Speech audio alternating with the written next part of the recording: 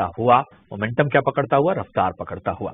चलिए, इन सब के बीच में हमारे साथ इस वक्त अमोल आठवले साहब जुड़े हुए हैं।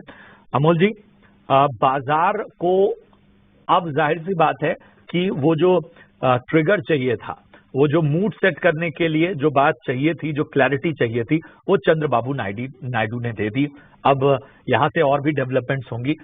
फिलहाल रवि, मेरा सीधा सवाल, जहां करेक्शन है क्या वहां अब थोड़े मौके खोजने होंगे? क्योंकि जाहिर सी बात है, आम इन्वेस्टर तो यही देखता है कि भाव थोड़ा आए नीचे और थोड़ा एंट्री पॉइंट मिले। अब तो बाजार को वो क्लैरिटी भी मिल गई, लेकिन क्या आपकी रणनीति होगी? थोड़ा वेट एंड वॉच अभी भी है, या आपको लग रहा है कि हाँ, अब बाजार में थोड़ा रिस्क के साथ आगे बढ़ा जा सकता है? देखिए प्रशांत जी, रिस्क तो मुझे कहीं से नजर नहीं आया, क्योंकि मैं इस पे अगर एक कंपैरिजन स्टडी बताऊं आपको तो आपको भी लगेगा। और वैसे भी मैं आपसे कहूं, आज आपने जो शर्ट पहनी है वो बेयरिश नहीं, आज बुलिश होनी चाहिए थी। मार्केट में आज कोई रेड साइन नहीं दिखाई दे रहे, लेकिन ये अच्छी बात है कि रेड का मतलब है कि आज जिनमें करेक्शन मिल रहा है, अच्छे करेक्शन हैं, उन स्टॉक्स को यहाँ पर उठाइए। तो मुझे ऐसा लगता है कि जिन स्टॉक्स में, पहला सबसे सिंपल स्ट्रैटेजी पहले बता देता हूँ, आपने पीएसयूज खरीदे होंगे, आपने बैंक खरीदे होंगे, आपने पावर सेक्टर खरीदा होगा, और उनमें एक 20% का करेक्शन यहाँ पर दिखाई दे रहा है। अगर आपकी ने जो प्राइस खरीदा है और उस प्राइस से आज आपको 5-8% से नीचे स्टॉक्स मिल रहे हैं, अगर पैसा कहीं लगाना है तो उन्हीं स्टॉक्स में लगाइए, नए स्टॉक्स में बिल्कुल कोशिश मत करिए। उन्हीं स्टॉक्स को एवरेज करिए। 3 दिन के बाद ही हम वापस से प्रॉफिट पे बैठे होंगे, और बजट तक तो आप बम्पर प्रॉफिट में बैठे होंगे, इसलिए बिल्कुल ऐसा मत सोचिए।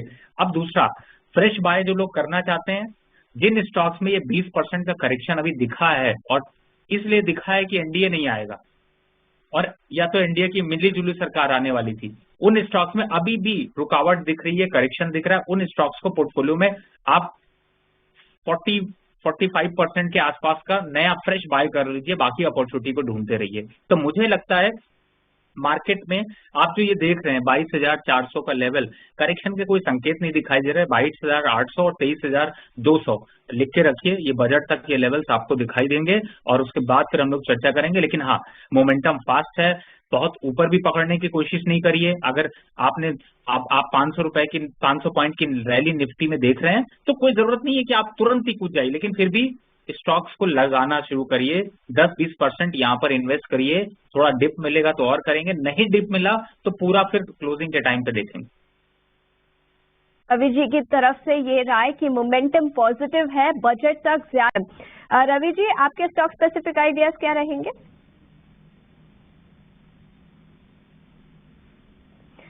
रवि जी, आप म्यूट। हाँ। जी क्षमा करें जी। मैंने देखिए आशीषा जी, इस समय जो स्टॉक्स चूज किए ना, मैंने नए स्टॉक्स बोला ना, मैं बिल्कुल नहीं खरीदूंगा, क्योंकि नए स्टॉक्स की तरफ आप जाओगे तो आप पुराने स्टॉक्स में एवरेज नहीं कर पाओगे और आपका एवरेज अच्छा नहीं होगा। तो ट्रेड के चौके में छक्का मारने के लिए आपको पहला स्टॉक देता हूं, वो है बैंक ऑफ बड़ौदा। दमदार स्टॉक है, 251-52 पे 53 या 55 आपको मिल रहा होगा, बिल्कुल खरीदारी करिए। टारगेट है 296 रुपए का। स्टॉप लॉस अगर देखते हैं, इमीडिएट टारगेट 275, लॉन्ग टर्म में हिसाब से देखते हैं तो 296 का, और स्टॉप लॉस 247। रिस्क रिवॉर्ड इतना बेहतर है कि आपको यहाँ पर पकड़ना चाहिए। दूसरा एक स्टॉक है पीटीसी, जिसमें पीएसयूज पे अच्छी खासी पिटाई हुई, और आपके पास पहले भी होगा, हो सकता है आपके पास 220 का हो। यहाँ पर 189-180 के आसपास चल रहा है, 190 के पास चल रहा है, एवरेज कर लीजिए, आपका एवरेज 200 रुपए आ जाएगा, और टारगेट अभी इमीडिएट टारगेट 200 रुपए का ही दिखाई दे रहा है, और स्टॉप लॉस सिर्फ 4 रुपए का बन रहा है। तो मुझे लगता है ये 2 स्टॉक्स को ही पकड़िए, कल तक ही आपके एवरेज भाव से ऊपर भी आ जाएंगे तो पोर्टफोलियो भी चमकेगा। और मुझे ऐसा लगता है कि इसीलिए आप अपने पोर्टफोलियो के स्टॉक्स को ही यहाँ पर वॉच पे लगाएं और उन्हीं पे ट्रेड करें। ठीक है, तो रवि जी ने बैंक ऑफ बड़ौदा पर खरीदारी की राय दी है। पीएसयू स्टॉक्स में कल अच्छी खासी मुनाफा वसूली दिखी थी, और उस पर 275 रुपीज प्रति शेयर का लक्ष्य रखा है। और पीटीसी इंडिया पर भी खरीदारी की राय, 200 रुपए प्रति शेयर का लक्ष्य।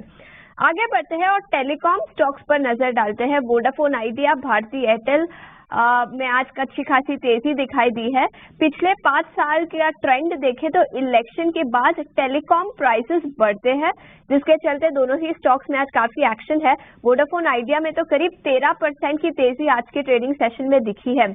एनालिस्ट का मानना है कि 15 से 20% के टैरिफ हाइक्स हो सकते हैं टेलीकॉम सेक्टर में, जो पूरे सेक्टर के लिए काफी पॉजिटिव रहेंगे। रवि जी, आप ही से पूछना चाहूंगी, दोनों ही स्टॉक्स पर आपकी क्या राय बनती है, भारती एयरटेल और वोडाफोन आइडिया? देखिए, फिलहाल अगर भारतीय एयरटेल की बात करें तो इसका तो अप ट्रेंड आप काफी अग्रेसिव तरीके से देख रहे हैं, और मुझे ऐसा लगता है कि इन लेवल से 1450 के लेवल्स बहुत आसानी से अचीव हो सकते हैं। पोजीशंस अगर आपकी हैं तो बिल्कुल होल्ड करके रखिए। फ्रेश पोजीशन इनफैक्ट मैं ये नहीं कहूंगा, क्योंकि आज के मार्केट सिनेरियो में आपको 2.5% लगभग 3% की तेजी देखने को मिल रही है, तो फ्रेश बाय मत करिए। लेकिन 1450 का टारगेट आपको दिख सकता है। अगर 1-2 दिन में कुछ करेक्शन दिखेगा तो आप वहां पर ले सकते हैं, लेकिन अभी करंट लेवल से बाइंग की रिकमेंडेशन नहीं है। अब वोडाफोन की बात कर लेते हैं। देखिए, इस समय वोडाफोन को अगर देखते हैं तो मुझे ऐसा लगता है कि शायद 15 रुपए ये वाजिब भाव आपको नहीं है जिसपे कि आपको बाय करना चाहिए, लेकिन होल्डिंग जिनके पास है उनको 17, 17.5 तक के भाव देखने को मिल सकते हैं। लेकिन रिस्क क्या है कि ये वापस से 13 रुपए 80 पैसे 14 रुपए तक भी जा सकता है। तो अगर बाय डिप पे हो तो ज्यादा अच्छा है। करंट लेवल पर वो कॉन्फिडेंस नहीं दे रहा, लेकिन अगर आप अग्रेसिव ट्रेडर है, आपको लगता है कि नहीं मैं 17 भी देख सकता हूँ, 14 आएगा और खरीद लूंगा, तो खरीदारी कर लीजिए। तो मुझे लगता है 17 के टारगेट यहाँ पर जल्द देखने को मिलेंगे। ठीक है, तो ये है इन स्टॉक्स पर राय। अमोल, मैं आपके पास आना चाहूंगा, और इस चर्चा की शुरुआत में मैंने एक बात कही थी कि जो मार्केट में हो गई, बताएं किस नजरिए से आप देख रहे हैं लिकर स्टॉक्स को? देखिए, जस्ट तो मनाएगा, चाहे एक पार्टी मनाए चाहे दूसरी पार्टी मनाए, और जस्ट मनाने के लिए अगर चाहिए तो इन स्टॉक्स में आपको वो रैली दिखाई देगी। रेडियो को खैतान देखते हैं तो 10% इसीलिए बढ़ा हुआ है, लेकिन ये सरप्राइजिंग नहीं है। अगर आप थोड़ा लंबा यहाँ पर टारगेट देखते हैं तो मुझे ऐसा लगता है कि अपसाइड टारगेट में ये 2000 रुपए के आंकड़े यहाँ पर छू सकता है। यूनाइटेड स्पिरिट की बात करें तो मुझे लगता है कि 1500 के आंकड़े यहाँ पर छू सकता है। यूनाइटेड बेवरेज की बात करें तो 2500 के आंकड़े छू सकता है, और सुल्ला को अगर देखते हैं तो ये भी 750 के आंकड़े छू सकते हैं। और ये आप अगर इसमें निवेश आपने कर रखा है तो लंबा सोचिए। लंबा सोचने का मतलब है मैं दिसंबर जनवरी तक इस बार इंतजार करिए अगली पार्टी के लिए, अभी से तैयारी कर लीजिए। और सिर्फ लेकर फ्री नहीं होगा, आपकी पूरी पार्टी को ये फ्री कर देगा अगर आपने इसके स्टॉक्स खरीद लिए तो मुझे ऐसा लगता है कि आज तो काफी वैसे अग्रेशन दिखाई दे रहा है, लेकिन इस अग्रेशन में आज भी आप 40 से 45% जो है वो स्टॉक, अगर आप खरीदारी करने के 100 शेयर सोच रहे थे तो 40 स्टॉक यहाँ पर भी खरीद लीजिए। कोई ऐसा पैनिक नहीं दिखाई देता, क्योंकि लॉन्ग टर्म ट्रेड जो है वो टारगेट यहाँ से भी अभी 20% ऊपर है। तो मुझे लगता है इस पे फोकस करना चाहिए। और सारे ही स्टॉक, और वैसे भी प्रशांत जी आप कहाँ मौका छोड़ते हैं, जिस स्टॉक की चर्चा करते हैं 2-4-5 दिनों में तो 5-7% वैसे ही बढ़ जाते हैं। तो मुझे लगता है यहाँ पे इसको छोड़ के फिर हम लोग, और आज का दिन तो ऐसा है कि कोई ना कोई तो सेलिब्रेट करेगा, और कोई ना कोई सेलिब्रेट करे उससे हमें मतलब है, तो सेलिब्रेट करे जिससे कि उसका फायदा यहाँ पर दिखाई देगा। तो मुझे लगता है यहाँ पर इनको बाय करना चाहिए। तो ये है नजरिया लिकर स्टॉक्स पे, और यहाँ पर भी आपके लिए बेहतर मौके बन सकते हैं। निकल राय भी ले लेते हैं रवि जी, तीनों ही स्टॉक्स पर आपकी क्या राय बनेगी? HUL पर तो आज एक जेफरीज का बड़ा अपग्रेड रिपोर्ट भी आया था, तो HUL, GCPL और मैरिको तीनों ही स्टॉक्स पर अपनी राय दीजिए। देखिए, आज ये टॉप गेनर हैं और गिरते मार्केट पे आपको काफी हद तक बेनिफिट दे रहे हैं। और आशीषा जी, अगर मैं ट्रेडर स्ट्रैटेजी और इन्वेस्टमेंट स्ट्रैटेजी से देखूं तो मैं यहाँ से स्टॉक को तो अप ट्रेंड देख रहा हूँ। गोदरेज कंज्यूमर की बात करूं तो मुझे ऐसा लगता है कि 1550 तक जाते हुए नजर आएंगे। मैरिको की बात करूं तो मैरिको में भी वही अग्रेशन आपको अप ट्रेंड दिखाई दे रहा है, और करंट लेवल से यहाँ से आपने अगर अपसाइड देखते हैं तो मुझे लगता है कि शायद 2.5-3% से ऊपर का आपको लेवल देखने को मिलेगा। HUL में भी बाय कॉल यहाँ पर जनरेट हुई है, उसका इम्पैक्ट दिख रहा है। टारगेट में 2750 और 2850 तक के लेवल दिखाई देंगे। तो बाय तो है, और तीन के तीनों यहाँ पर बाय के लिए अच्छे हैं। लेकिन मैं जिन लोगों ने पहले बाय कर रखा है उनको ये भी एक राय दूंगा कि आप यहाँ पर 25% से 30% प्रॉफिट बुक कर लीजिए। देखिए, प्रॉफिट बुक करने की राय क्यों दे रहा हूँ, आपका थ्योरेटिकल प्रॉफिट आ रहा है वो दिखाई दे रहा है, बुक करने पे आपके हाथ पे आ गया। अब हाथ पे आ जाने से क्या होगा कि अगर इन शेयरों में थोड़ा मुनाफा वसूली आए, या इन शेयरों में नहीं तो दूसरे शेयरों में थोड़ा नई खरीदारी भी कर सकते हो, एवरेज भी कर सकते हो, और बाकी चलने दीजिए। टारगेट के हिसाब से HUL 2750 और गोदरेज कंज्यूमर 1600 के आसपास, और मारिको यहाँ से भी 2.5-3% ऊपर ही आपको दिखाई दे रहे हैं। तो मुझे ऐसा लगता है कि आपको स्ट्रैटेजी इस हिसाब से रखनी चाहिए जिससे कि आपको बेनिफिट मिल सके। और बेनिफिट किस तरीके का चाहिए? बेनिफिट ऐसा चाहिए कि मार्केट में जो ट्रेंड है तो थोड़ा बहुत मुनाफा वसूली भी करके चलना चाहिए। तो मुझे ऐसा लगता है लॉन्ग टर्म ट्रेडिंग के हिसाब से होल्ड करें, लेकिन शॉर्ट टर्म में 25-30% का फायदा यहाँ पर एक बार बुक कर लेना चाहिए। नजरिया खासतौर पे खपत वाले शेयरों पर इस वक्त आता हुआ रवि की तरफ से। बढ़ते हैं आगे। बीजेपी के अकेले बहुमत न मिलने से बाजार में कल खासी गिरावट देखने को मिली, लेकिन आज बाजार में अच्छी रिकवरी है। राय है और तीनों ही स्टॉक्स पर आपकी राय दीजिए। बलरामपुर चीनी, EID पैरी और त्रिवेणी इंजीनियरिंग। देखिए वैसे मैं आपको बताऊं, शुगर स्टॉक्स ज्यादातर आशीषा जी तभी चमकते हैं जब बजट का टाइम होता है, और बजट से पहले जो आप ये रनअप देख रहे हैं वो इसीलिए आपको देखने को मिल रहा है। अब इस समय अगर पैरी की बात करें तो मुझे ऐसा लगता है कि थोड़ा मोमेंटम अभी और बढ़ेगा। 680 के पास से वापस से एक बार डिप पे बाय की स्ट्रैटेजी बनेगी। अपसाइड टारगेट देखते हैं तो 750 का आपको देखने को मिल सकता है, और रिस्क रिवॉर्ड रेशियो यहाँ पर बेहतर है। दूसरा, आपने बलरामपुर चीनी की बात की। बलरामपुर चीनी तो ऑलरेडी, जब मैंने बताया कि जब भी ऐसा होता है तो अट्रैक्शन दिखाई देता है, और आज के हिसाब से देखें तो फ्रेश ट्रेड अभी भले आपको 6% तेज दिखाई दे रहा है तो BTSC ट्रेड में भी ले जा सकते हैं। और अपसाइड टारगेट देखते हैं तो 405 रुपए के टारगेट यहाँ पर आपको देखने को मिल सकते हैं। तो बलरामपुर चीनी भी अग्रेसिव है। बाकी अदर स्टॉक्स की अगर बात करूं तो उसमें अगर कंपेरेटिव स्टडी करें तो मुझे बजाज हिंदुस्तान ज्यादा अच्छा लगता है, क्योंकि वो 30 रुपए का चल रहा है, ज्यादातर लोगों की पॉकेट में फिट बैठता है। 32-33 रुपए भी आ गया तो बात वही है, रिटर्न्स वही मिलेंगे आपको। 2 रुपए 3 रुपए बढ़ने का मतलब 12% बढ़ जाएगा, वो फायदा मिल जाएगा। तो मुझे ऐसा लगता है कि यहाँ पर उसको आप ऐड कर लें, वो ज्यादा बेटर है। तो ये राय थी शुगर स्टॉक्स पर, और बजाज हिंदुस्तान पर आपने खरीद। क्योंकि जब भी क्लियर मैंडेट नहीं होता है या इस तरह की गठबंधन की सरकार बनती है तो हॉर्स ट्रेडिंग शुरू हो जाती है, और रिजॉर्ट पॉलिटिक्स उसमें बहुत इंपॉर्टेंट है। आज हम देख रहे हैं कि तमाम जो होटल स्टॉक्स हैं, आप देखिए इंडियन होटल्स लगभग 7.5% से ज्यादा की तेजी, वायसराय होटल्स में भी लगभग 5% की तेजी, महिंद्रा हॉलीडेज आप देखिए 4% भागा हुआ है, ओरिएंट होटल्स, होटल लीला वेंचर्स सभी में तेजी नजर आ रही है। ये एक फैक्टर मैंने गिनाया, लेकिन क्या जो होटल स्टॉक्स हैं वो फिलहाल बेहतर संकेत दे रहे हैं? रवि बताइए, होटल स्टॉक्स कैसे लग रहे हैं आपको? देखिए प्रशांत जी, आपने इन सेक्टर्स को पकड़ा जरूर है, दमदार है, अट्रैक्शन भी दिखाई दे रहा है, लेकिन कई बार ऐसा होता है कि इन्वेस्टर फंसे होते हैं और उनको निकलने का मौका मिलता है। इस समय अभी इंडियन होटल की सबसे पहले चर्चा कर लूं, नो डाउट जो मोमेंटम है 7-7.5% अप है, कल भी 2% 1.5% तक अप और दिखा सकता है, 600 के आसपास तक आ सकता है। और 600 के आसपास आता है तो एक बार को आप यहाँ पर थोड़ा सा प्रॉफिट बुक करिए, एग्जिट होइए, क्योंकि इन लेवल्स पर बहुत ज्यादा रिस्क रिवॉर्ड रेशियो बेहतर नहीं है।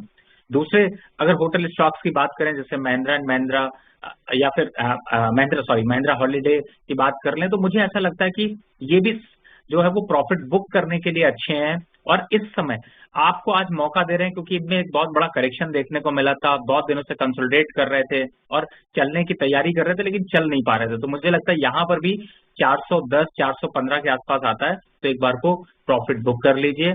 और अगर इसमें आपका पोर्टफोलियो, इसको कम करिए, किधर जाइए वो भी बता देता हूँ आपको। यहाँ पर इस समय थोड़ा सा वापस से PSU स्टॉक की तरफ ध्यान दीजिए। देखिए आग लगी पड़ी हुई है उन स्टॉक्स में और उनमें एवरेज करने का मौका मिल रहा है। इनसे आप थोड़ा सा यहाँ पर एक बार एवरेज करके बाहर निकलिए, या फिर ये कहें कि प्रॉफिट बुक करके बाहर निकलना चाहिए।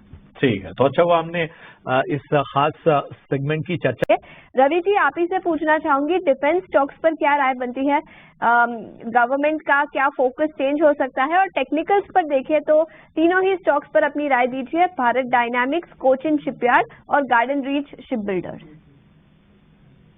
देखिए आपने जो डिफेंस के काउंटर को पकड़ा है, चूंकि अगर मैं इसमें एक स्टैटिस्टिक्स आपको बताना चाहूँ कि 1 जनवरी से अगर आप देखें तो अब तक पूरे के पूरे डिफेंस स्टॉक, जो सारे डिफेंस स्टॉक को कंपैरिजन करें तो पूरी बास्केट जो है वो करीब 30% अप है। यानी कि मार्केट में जो ये धुआंधार गिरावट देखने को मिली उसके बावजूद यहाँ पर 30% अप है, और कल से पहले ये लगभग 45 से 48% अप थी। अब इस समय आपने जिन स्टॉक्स की चर्चा करी, देखिए आपको कुछ स्टॉक्स इसमें मैं और ऐड कर देता हूँ। कोचिन शिपयार्ड को अगर आप देख रहे हैं तो सबसे पहले इसमें बाइंग स्ट्रैटेजी बिल्कुल बनाइए, 1600-1650 के पास लीजिए वापस से 2000 और 2100 के टारगेट के लिए।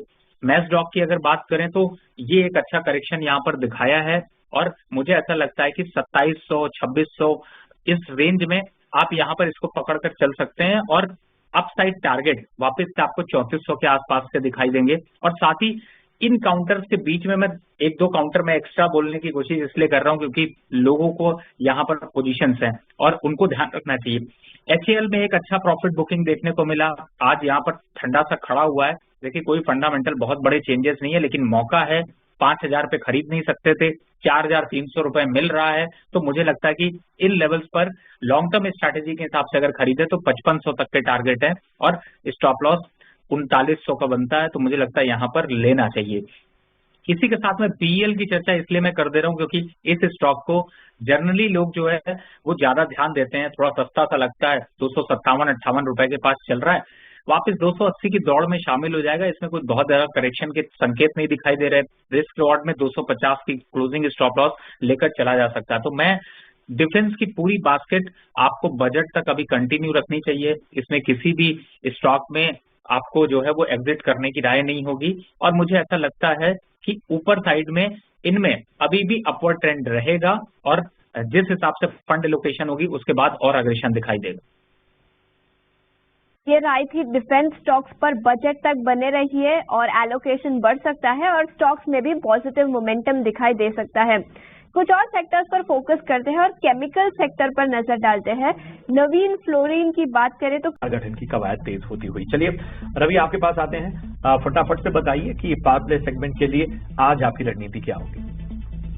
देखिए आज पावर प्ले में मैं कैश जिन स्टॉक्स को बता रहा हूँ आप इसको कैश में भी ले सकते हैं और फ्यूचर में भी ले सकते हैं। एक दो स्टॉक की चर्चा इसलिए कर लेता हूँ, वो भी BTST में है क्योंकि बैंक ऑफ बड़ौदा दिया था, कहाँ पहुंच गया आपके सामने ही चल रहा है, स्क्रीन पर देखेंगे तो वापस दिखाई देगा।